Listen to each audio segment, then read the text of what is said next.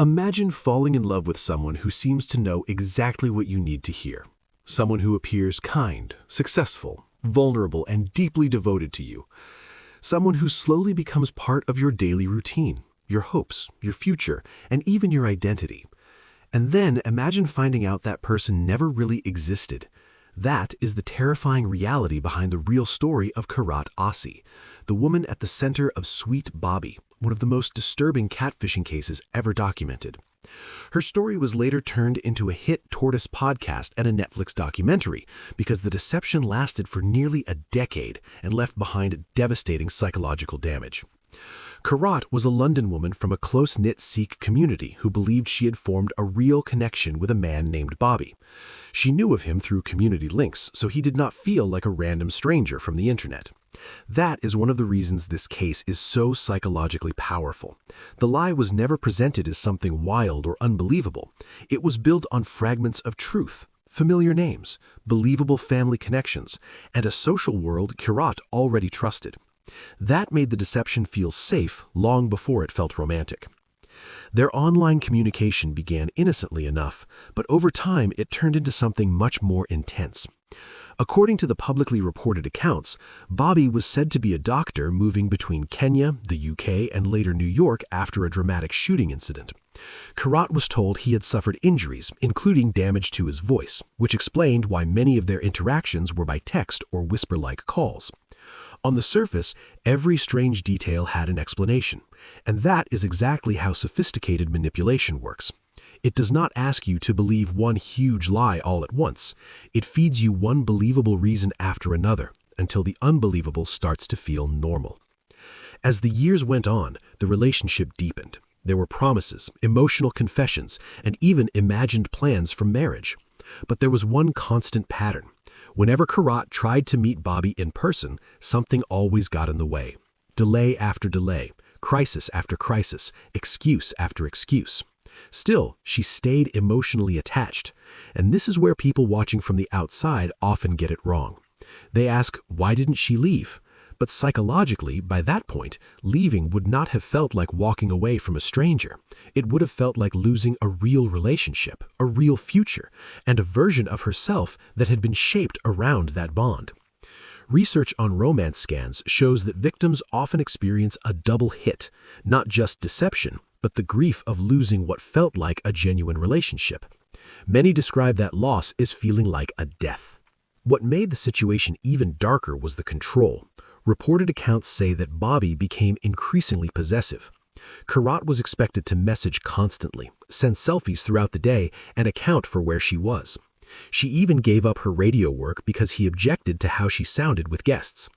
This is why Kirat herself has described the experience in terms of coercive control.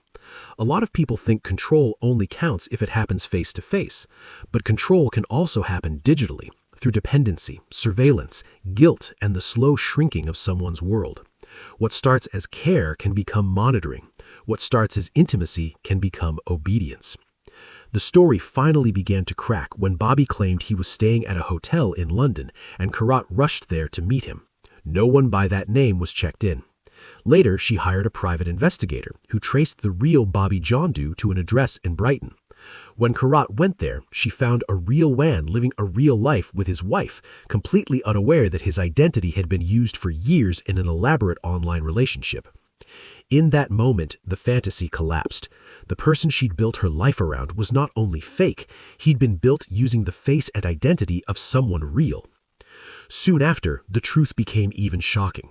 According to the documentary and multiple reports, the person behind Bobby was Kirat's own cousin Simran Bogle, who also impersonated other people around Bobby to make the fake world feel real. Think about what that means psychologically.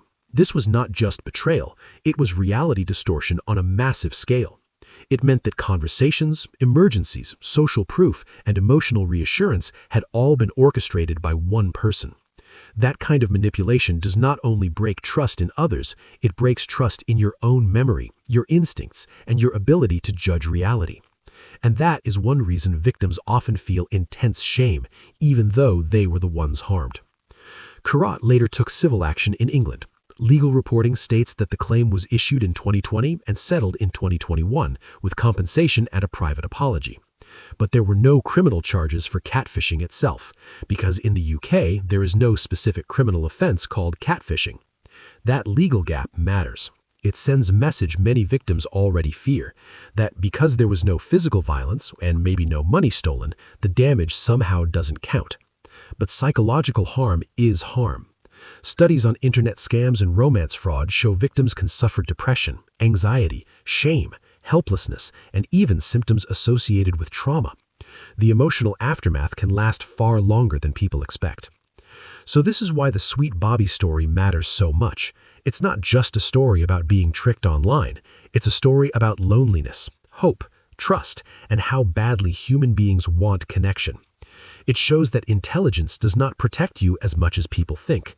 What often makes someone vulnerable is not stupidity, it's emotional investment, timing, social pressure, and the manipulator's ability to mix fantasy with just enough reality. Karat has said she wanted to speak publicly to break the stigma and push for accountability. That matters, because many victims stay silent precisely because they're afraid people will laugh at them instead of understanding what happened. So the real psychological lesson here is not how could she believe it. The real lesson is, under the right emotional conditions, many people could.